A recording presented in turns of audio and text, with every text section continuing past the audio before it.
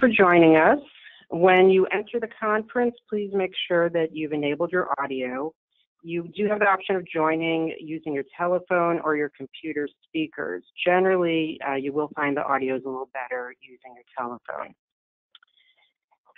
Before we get started, I wanted to run through a few other housekeeping things.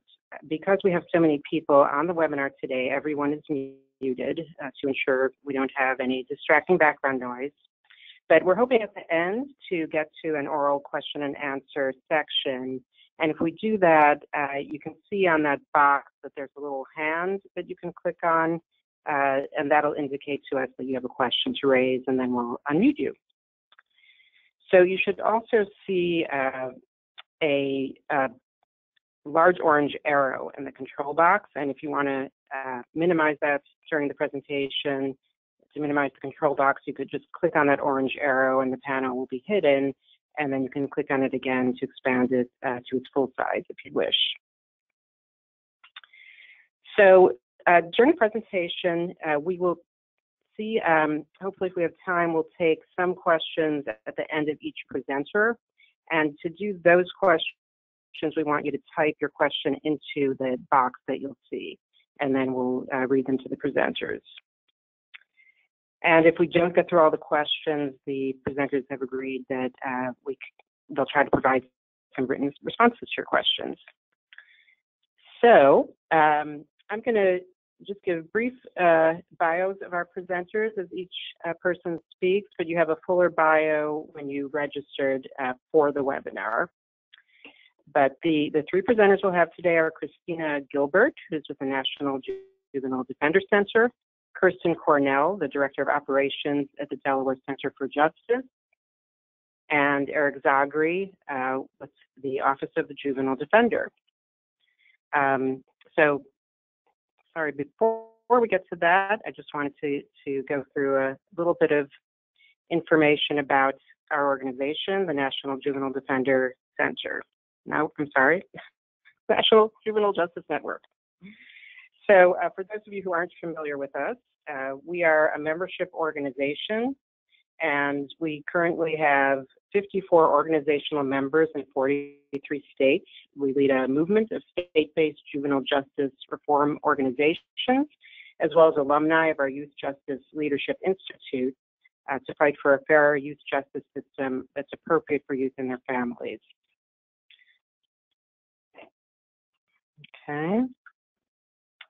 Okay, so we are going to now go to our first speaker, and our first speaker is Christina Gilbert. As I mentioned, she's the Senior Staff Attorney and Policy Counsel at the National Juvenile Defender Center, or NJDC, and she started working there in 2012. And prior to joining NJDC, Christina worked for a range of advocacy organizations, educational institutions, and state governments. And she holds a JD from Northeastern University School of Law. So Christina, we're going to turn it over to you. Hi, thank you. Everyone can hear me and see my screen, I hope. Thanks for having us, and I'm excited to be here and to talk about our report, Access Denied, and the work we were doing here at the National Juvenile Defender Center. As some of you might have seen, we released a report in May of this year called Access Denied, a national snapshot of states' failure to protect children's right to counsel. And what this was really a 50-state plus the District of Columbia and Puerto Rico statutory analysis of sort of just a snapshot of what's happening across the country on 5 key issues that are related to access to counsel. But what we know is that practice doesn't always match up with the law, and practice across states might vary. Of course, we could not interview someone in all 3,000 counties or more than 3,000 counties across the country, but we did interview at least one, if not two.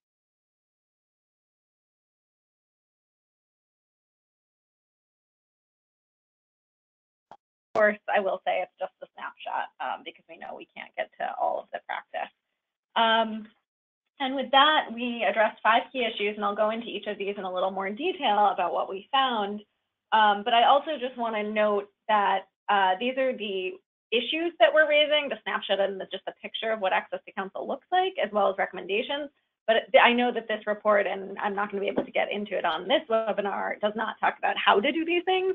So I just want to say that we also recognize, in addition to these issue areas, there's a number of other issues that are related to not just access, but quality of counsel, including training, specialization, funding, resources. And we did issue another report last fall in the November of 2015, a blueprint for juvenile defense reform, which really addresses some of those more systemic issues. So I would encourage people to look at that as well.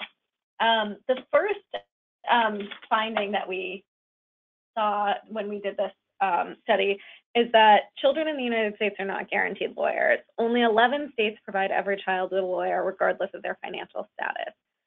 Sometimes a child is denied a lawyer because of just one simple question, whether they're financially eligible.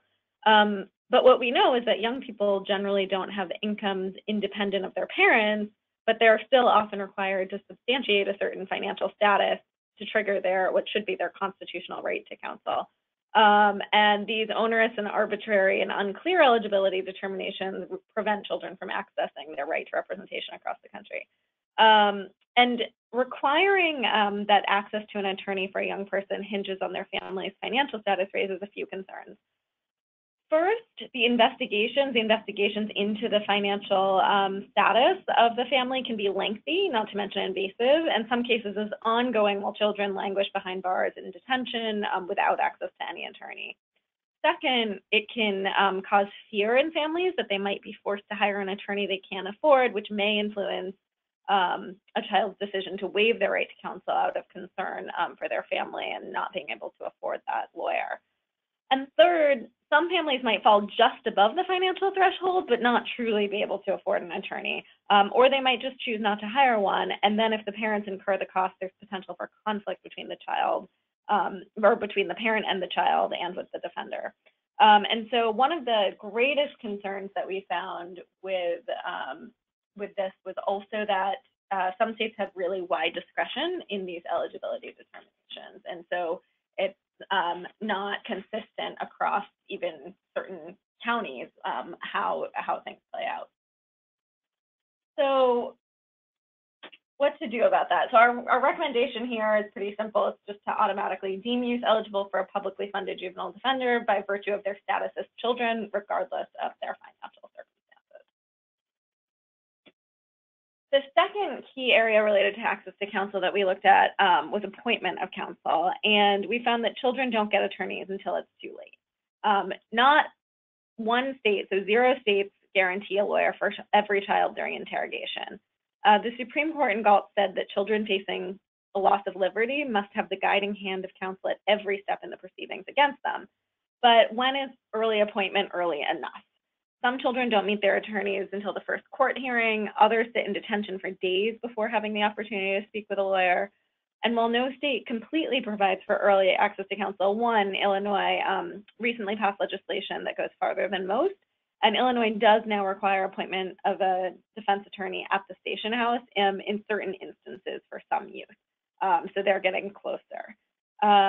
The reason counsel at interrogation is so critical is that there's an inherent imbalance of power between a child and, an officer of the law.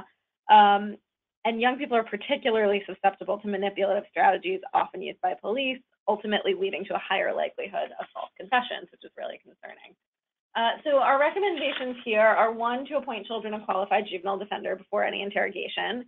But we know we still have a long way to go there. And in addition to that, appointing a child a qualified juvenile defender well in advance of the first hearing or the courted parents at a very minimum. And also requiring data collection and monitoring of early appointment of counsel. There's a lack of data relating to access to counsel writ large, but in particular related to appointment of counsel and also waiver of counsel, which I'll discuss later, around when a child actually gets a lawyer. So it's not being tracked very well. Also related to costs, we found that children must pay for their constitutional right to counsel. 36 states allow children to be charged fees for what is supposed to be their right to a, quote unquote, free lawyer. And so for some young people, that means liberty can only be accessed for a price. Even though the Supreme Court ruled that attorneys are not a luxury, but a fundamental right for children, juvenile defense representation comes at a cost in many places. beyond just the eligibility determinations that I mentioned earlier.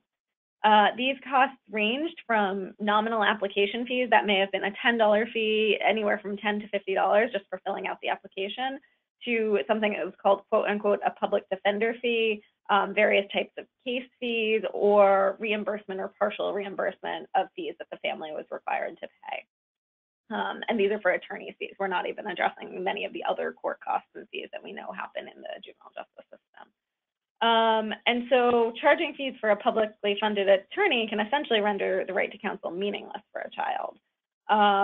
And although not all states charge these fees, to date, we have not seen any statewide prohibition against them.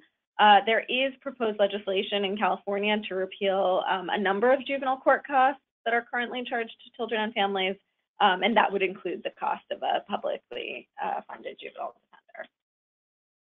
And so this one, again, fairly simple recommendation is just to abolish all costs and fees associated with a child's access to the publicly funded juvenile defender. Again, recognizing that, you know, resources are an issue, and how to handle that is another challenge. Significantly interrelated to appointment of counsel and to these fees, the finding regarding waiver of counsel is that children's rights are not being safeguarded, and that 43 states allow children to waive the right to a lawyer without first consulting with one. There's very little data on youth waiver of counsel, but what we do know is that there's very wide variation across the country among both laws and practices. However, what we do know is that when a child is appointed an attorney early in the process, as early as possible, and has an opportunity to consult with an attorney about the defender's role in their case, they are less likely to waive that right to counsel. Additionally, laws and practices vary widely regarding whether a hearing has to be conducted and whether there must be written findings on the record regarding whether a waiver was knowing, intelligent, and voluntary. And it's also just critical to mention that laws and practices also vary regarding parental consultation. In some states, the child has to consult with their parent before waiving their right to counsel, but not with a lawyer. And although parents may, are critical in the process and may be helpful, it's really, really important that the child consult with a lawyer, that it's not the parent's right to waive counsel, it's the child's constitutional right. So our recommendations around waiver of counsel are to prohibit waiver unless and until a child has the opportunity to consult with a qualified juvenile defender about the implications of waiving their right. And to consult, we mean meaningful consultation. So not just a pro forma, quick sign a form, or 5-minute conversation, but to really have the opportunity to discuss and ask questions and have someone who can explain it in a way the child understands what it means. And so that's really critical. And again, to require data collection and monitoring of any waiver of counsel. There is very, very limited data in this arena.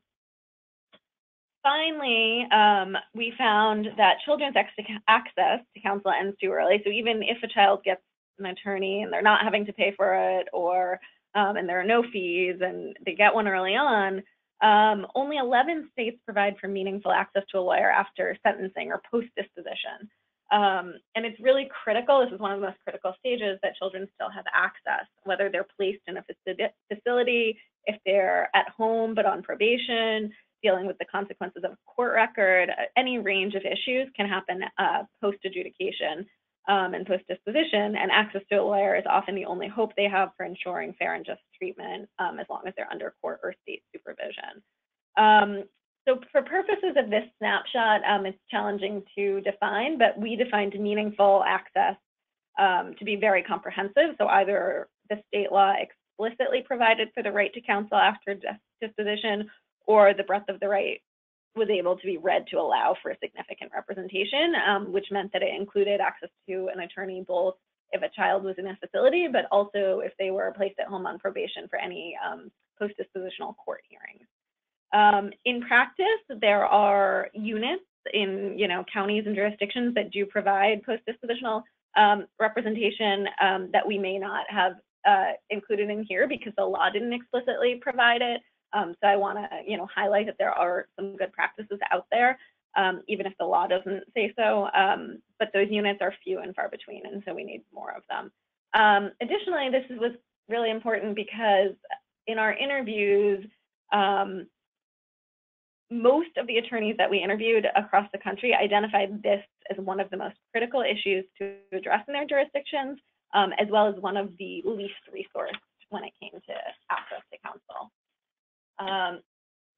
And finally, these recommendations to establish an explicit right to counsel for all post-disposition matters, we found in some places it was merely that,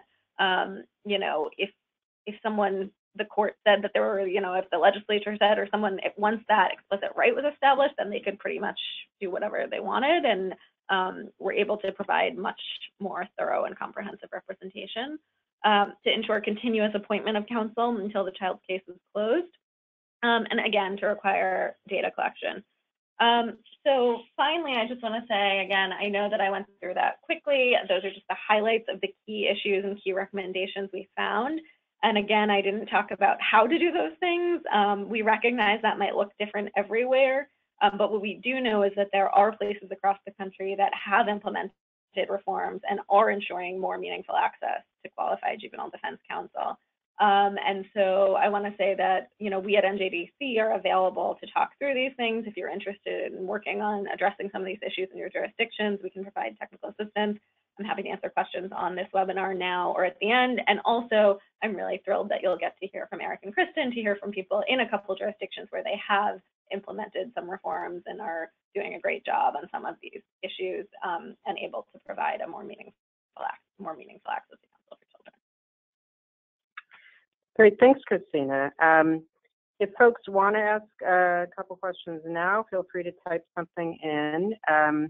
One question I had, I don't know if you can answer this, but are there any areas you would say that might be some of the easiest reforms to make in this area? I think, yeah, I think it's really going to depend on your jurisdiction. It's going to depend on your, whether it's done via legislature or court rule. It depends on who the players are and the politics. It might even depend on the courtroom, and it depends what's already happening.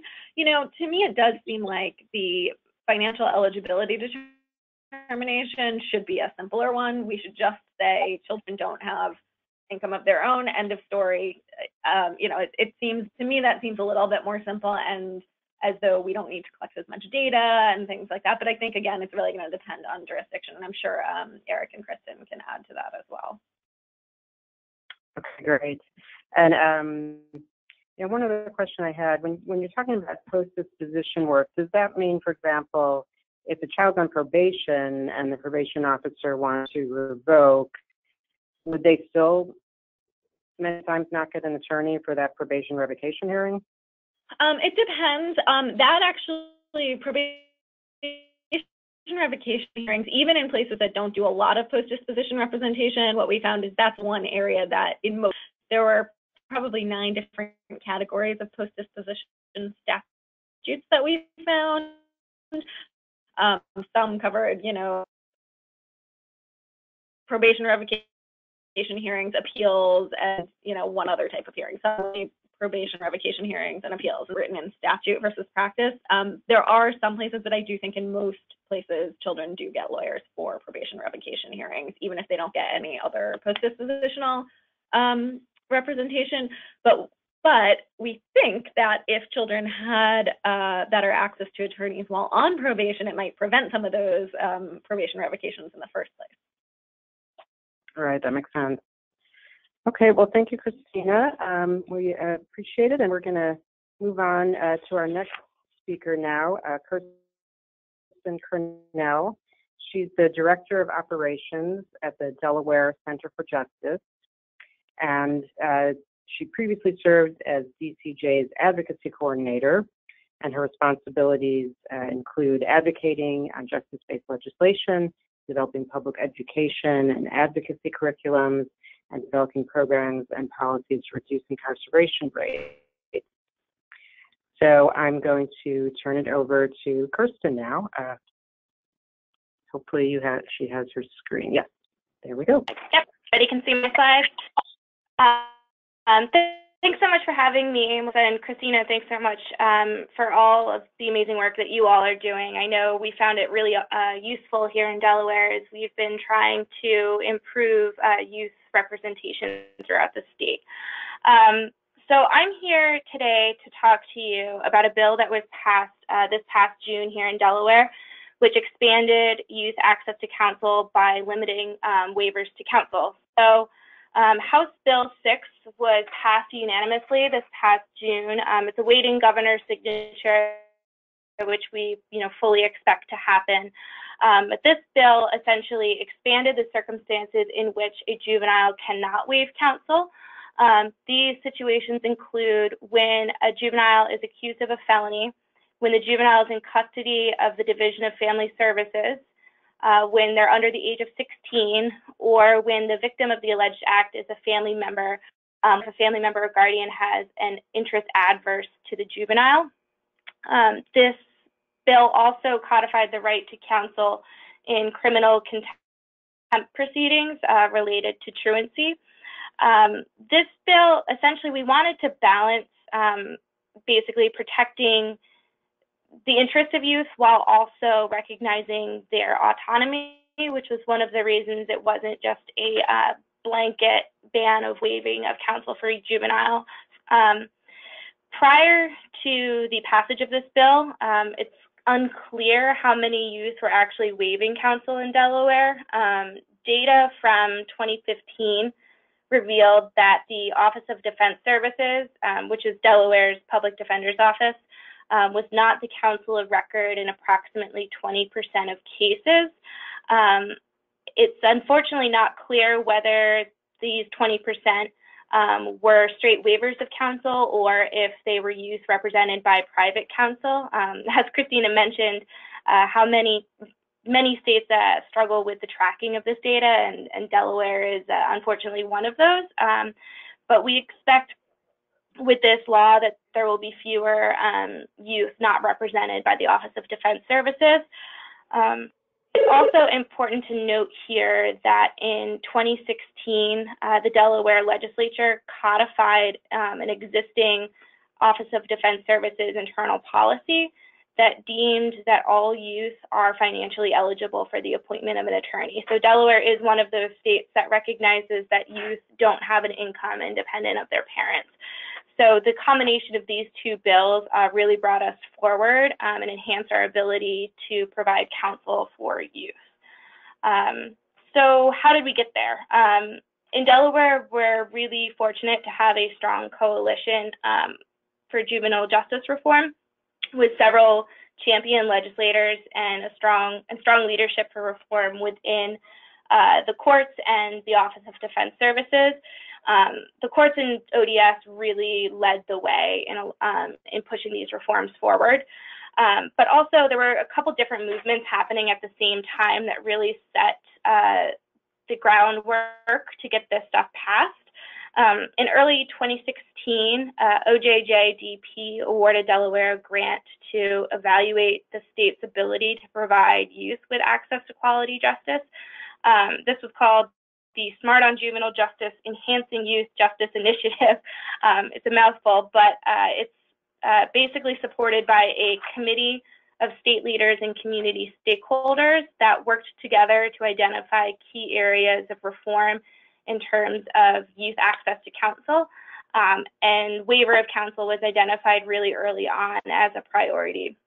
The National Juvenile Defender Center also assessed Delaware at about the same time and identified waiver as a needed reform. So these coinciding projects prompted the courts here to issue a rule change about waiver in February of this year, which was implemented in April. And then this was codified by the legislature after the rule change as part of a larger juvenile justice reform package. We found it really useful to pursue the rule change prior to legislation because of the court's their belief that this is the right thing to do, and it made it much easier for the legislature to also pass that law then. But this package of laws that we put forth this year included 5 bills, including the waiver of counsel legislation. So there was the waiver of counsel bill, a bill that expanded civil citation in the state, which passed, a bill that increased discretion from judges for transfers to adult court, which passed, a bill that expanded eligibility for juvenile expungement, which passed, and a bill that seeks to enhance confidentiality protections for those under 16. And this one is still pending in the legislature.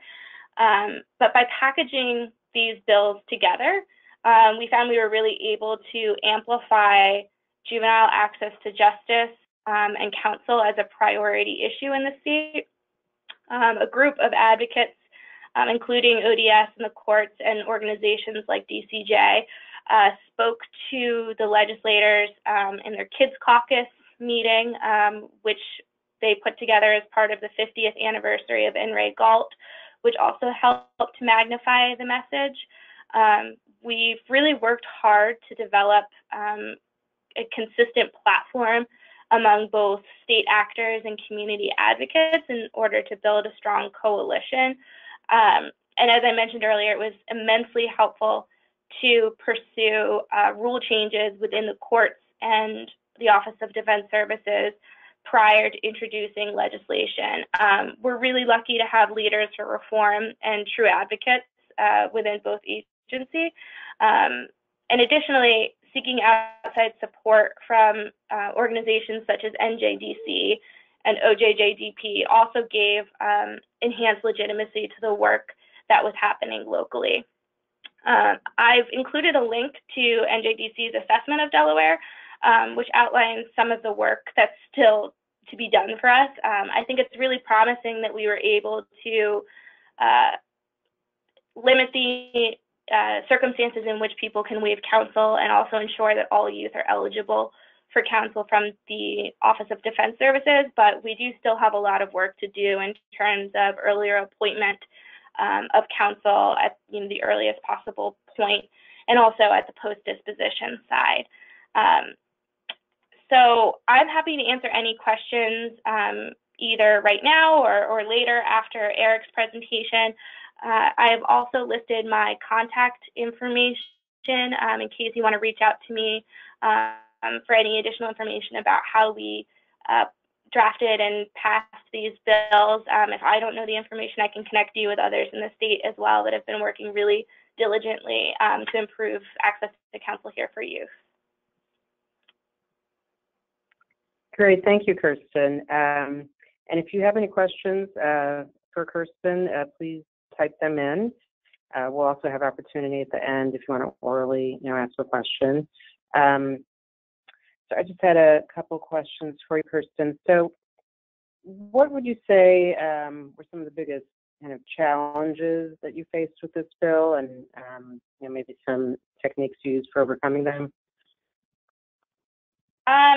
In terms of challenges, I really think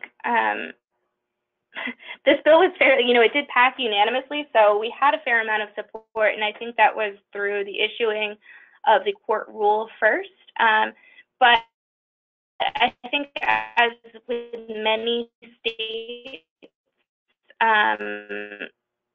there were, in terms of providing more counsel to youth, but I think we were really able to overcome that with strong and zealous support from the Office of Defense Services and their commitment to be able to provide these services regardless of the cost. But that was probably the biggest challenge. Okay. And there were community. Were those, more kind of grassroots, or were they like other nonprofits, or who were some of those stakeholders? The Smart Juvenile Justice Coalition from OJ base, the Attorney General's office,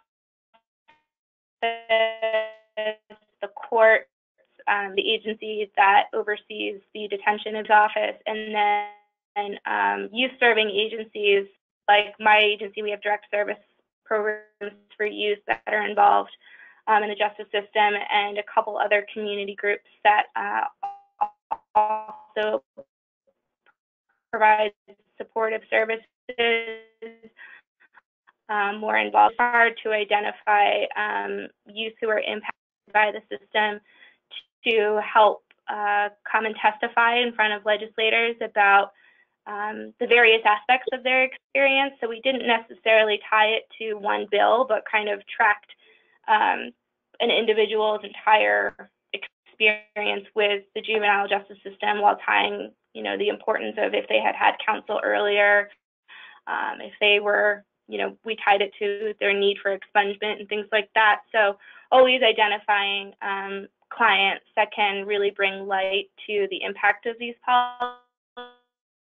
And I think when you have the kind of public-private partnerships, identifying those stories is a lot easier through.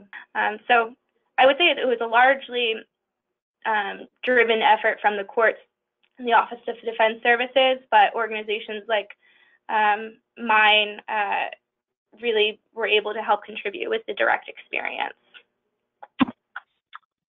Great, thanks. And then we have a question from Martha Carroll. She wants to know, how did HB 9 expand transfer discretion? Great question. I just don't have it in front of me, unfortunately. But basically, there were certain charges that judges, it was an automatic transfer, and this bill no longer allowed for those specific charges to be automatically transferred and instead gave judges discretion.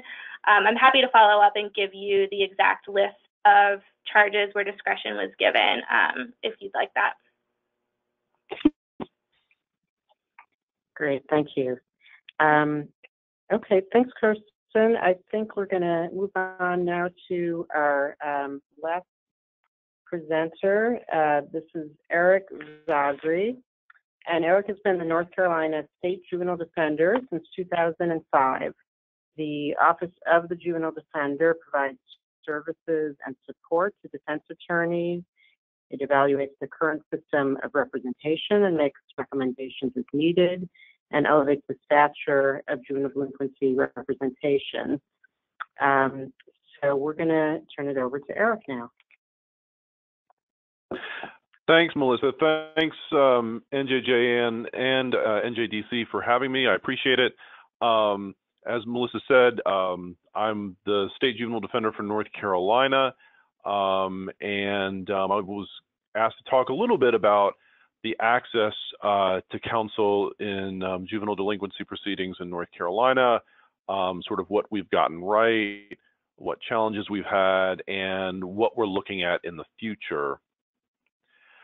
So the first thing to know is that under our current law, if you are charged as a juvenile, and right now that means the maximum age is 15, we just raised the age, which will be implemented in a couple of years, but anybody under the age of 16, you have an automatic right to counsel. And what that means is that there is no determination of indigency, there is no statutory waiver, and the right applies to in any proceeding, and I'll talk a little bit more about that later. This law has been in place since 1979. It was the second major code revision after Galt. We did one in the late 60s and then one in the late 70s. And we know for a fact that the legislature specifically intended no waiver because the study that was done in 1979 actually recommended that there be waiver for certain offenses, but the legislature did not include that in their final determination. So we know that it's definitely it's just an absolute right to counsel. Now, while that's the case, we have seen some challenges to accessing lawyers. And the first challenge is that in North Carolina, we have a mixed system of defense delivery, full-time public defenders in certain counties. We have contractual attorneys that take cases. The vast majority of the counties in North Carolina have lists of private panel attorneys. And then a few of the law schools provide clinics where the students represent juveniles managed by law school faculty. And so different attorneys come from different angles and have different caseloads, and sometimes that can be a challenge. One of the things we found out when we first started was that under North Carolina law, you have what's called a first appearance, and that's just usually for felonies where you show up and the court says, well, here's what you've been charged with, and here's, the worst disposition that can occur, and also some language about counsel. Well, in some jurisdictions, they took that to mean that you ask the juvenile and the parent, do you want counsel? And while there was no waiver, the attorney would not be appointed until that hearing. And pretty much in most other jurisdictions in the state, the attorney is appointed once the petition, the charging document, is filed against the juvenile. So in certain counties, we've had to address that and explain that by the time you have that first appearance, the attorney should be present, because the attorney should have been notified and should be present in court that day. So I hope that we've kind of ironed that issue out, but there may be some other jurisdictions within North Carolina that do that. The other challenge is what does any proceedings mean? Typically, it's been defined as a court hearing. There has to be a hearing that triggers the right. There was some discussion with Christina's presentation about, what does post-disposition mean, and is probation revocation included? And that's definitely included in North Carolina, because once you are alleged to have violated probation, that will trigger the automatic right to counsel. But there's many other points at which counsel could really be helpful. And, as NJDC's report pointed out, one of the key points is the earliest point of the proceeding. So in North Carolina, when you're charged with a crime, you go through an intake procedure with our local juvenile justice agency, and a very important decision is made there. Does the case go to court or is it diverted? And there's no counsel there to talk with the intake counselor and to see if the case could be diverted and not have to come to court at all. The second point, again, this was made in the report, is detention. Kids will frequently be placed in detention in North Carolina, and actually the first hearing, once the child is placed in detention, doesn't have to be held it has to be held within 5 days.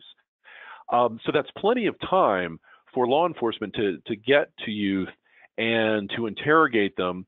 And while the appointment has likely been made, it is unlikely that the attorney has made contact with the child before the first hearing. So it could be the situation where the child actually has right to counsel, has counsel appointed, but doesn't know that they can access counsel.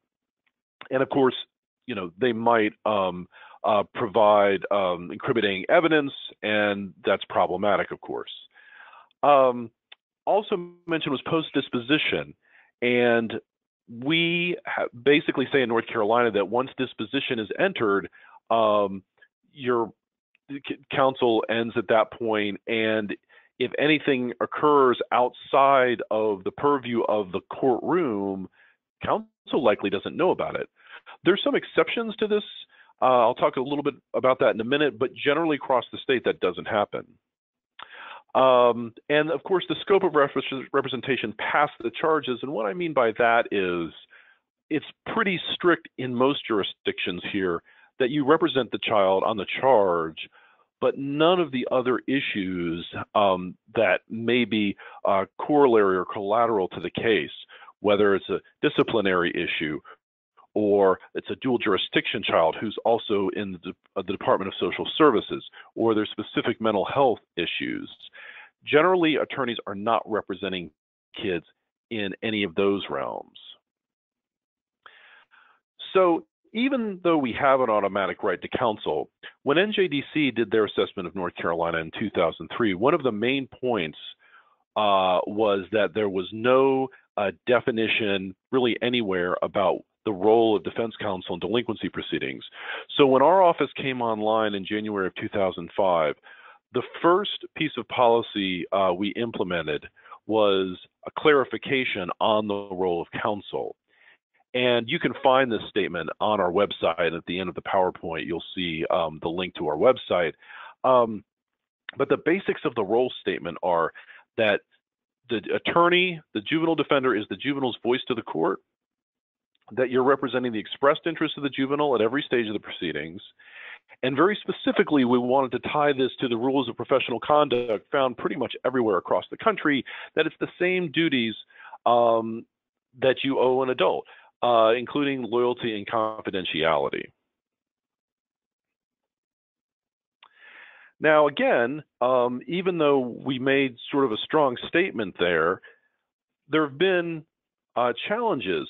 As you can imagine, the first thing is, how do we get this information out? As I mentioned before, we have defense counsel in a lot of different capacities. And, you know, we sent it out on the listserv. We made the role statement kind of the backbone of training and technical support. So we've done the best we can to, you know, get the word out, so to speak. And I think, you know, over the past 10 or 12 years, it's finally come across. But even if people have seen it or have learned about it in a training, the next point is, have they accepted it? Is it really working in practice? Those of you who do juvenile defense know it's not the easiest thing when you go into court and say, no, I'm representing the child's expressed interest, not the best interest. You know, we're determining how to go forward with their case, and we're consulting with them. That may be seen as unusual, and it was certainly seen unusual in our state initially. But as time went on, and as more defenders came to training, it's become more acceptance. And again, sometimes there can be specific pushback. Even today in certain courtrooms that we visit across the state, defenders tell us that other stakeholders might not be completely accepting of the expressed interest role statement.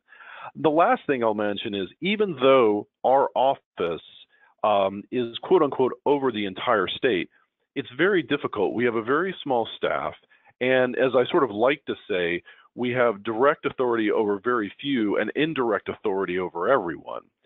So it's hard to make certain policies and implement them and make sure that they're being followed.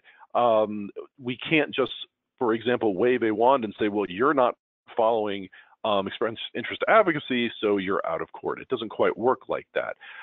We have thought, in light of the change in the age of jurisdiction, that we want to pursue maybe more management on the ground one day. We hope to see that happen, and that probably will help clear up the issue with the role. I did want to talk to you about a few things that are happening right now that may change. Like I mentioned before, there have been discussions about having counsel at intake procedures with juvenile justice. Some offices are providing this sort of on the side, and it seems to be working out. There's one office in particular, the Council for Children's Rights in Charlotte, that employs a social worker, and sometimes new petitions or new probation violations never come to court because of the work the social worker and the attorney do to prevent that. There have been a lot more connections between education rights counsel and delinquency defense, and even though they're different attorneys doing different pieces of it, we've sort of provided opportunity to connect these attorneys together with some pretty good outcomes. Post-disposition, again, is still a big problem in North Carolina, but as you can see on the slide, the Youth Justice Project, which is part of the Southern Coalition for Social Justice in Durham, North Carolina, has taken on working with our Division of Adult Corrections and Juvenile Justice to help provide information to youth in facilities, to youth and their families, and hopefully at some point be able to be available to answer questions and help their process as they leave the facility and re-enter into community. And last but not least is expunction. I know this issue has been discussed nationally recently. We have tried very hard to bring awareness to the fact that you can get specific juvenile expunctions in North Carolina and the processes for doing so. As you all know, even with a juvenile record, there are collateral consequences.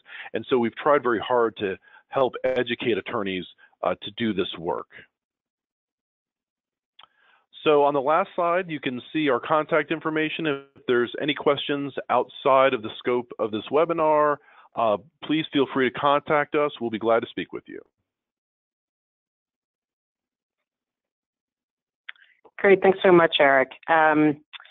So I'd like to encourage people, if they want to ask questions of our speakers themselves, please check the little hand box, and then we can unmute you for you to ask a question. You can, of course, also just type in a question.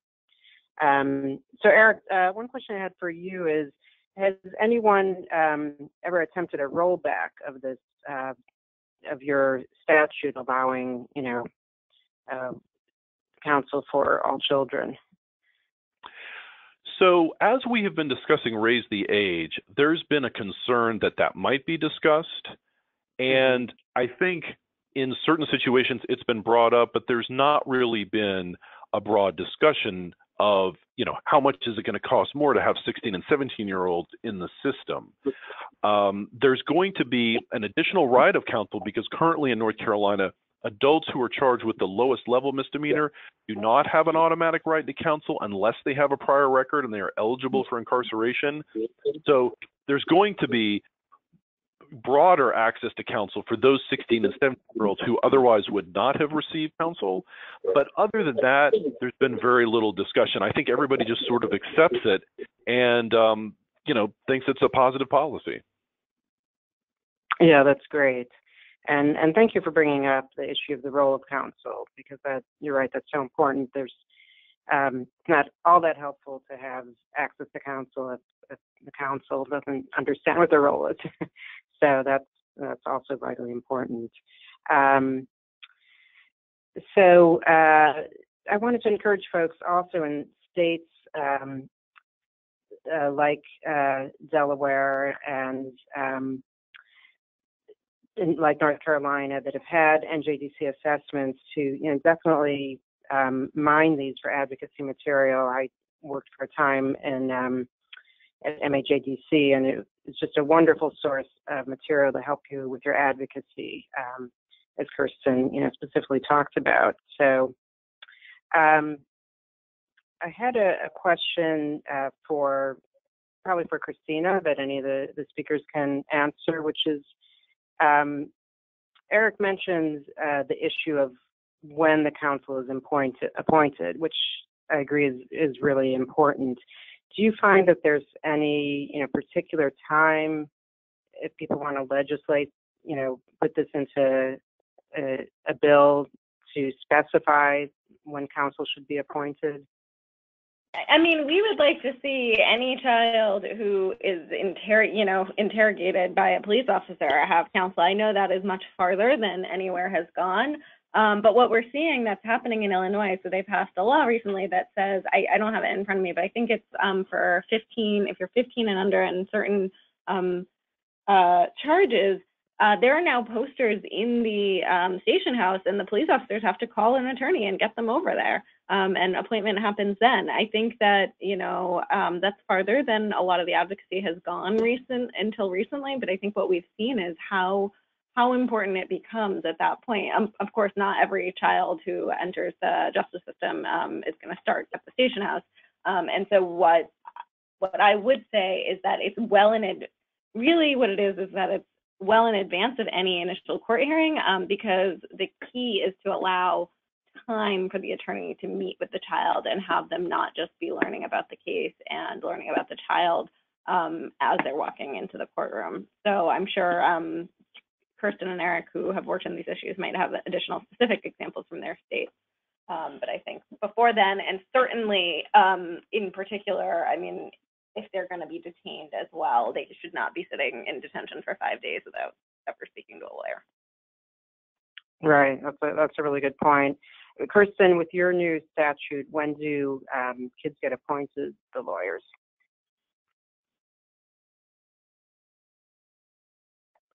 Unmuted. Okay, I'm not sure if Kirsten is unmuted or not. I didn't realize I was muted. Can you hear me now? Right, that's okay. Yes. So I was saying to nobody that attorneys usually at arraignment.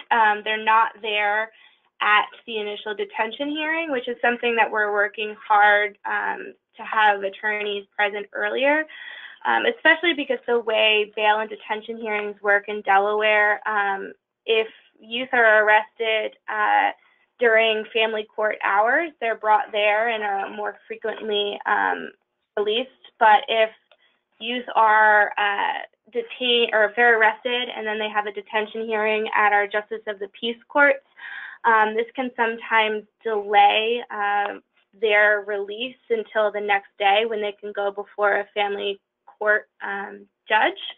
So when there are these questions of, you know, the youth's immediate liberty, it's really important to have an attorney there, and that's a high priority for us in the next year. Great, thanks, Chris.